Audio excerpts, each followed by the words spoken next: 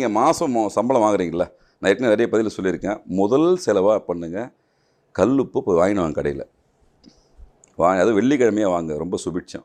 வாங்கி உங்கள் கையால் வாங்கி வீட்டில் எடுத்துன்னு போய் வைங்க. நியாயமாக பூஜை ரூமில் பூஜிக்கக்கூடிய ஒரு பொருள் வந்து கல்லுப்பு. சமையலறையும் ஒரு பூஜையை பலமுறை சொல்லியிருக்கேன். நீங்கள் மண்பாடத்தில் வைக்கணும், இல்லைன்னா பீங்கான். இந்த 2 தான் கல்லுப்பு வைக்கிறதுக்கான முதல் விஷயம். முதல் பேசிக்கு நீங்கள் பொருளை வாங்கி உங்கள் கையால் போட்டு நிரப்பி வைங்க. முதல் விஷயம். அந்த நிரப்பி வச்சதை பூஜை ரூமில் வையுங்க.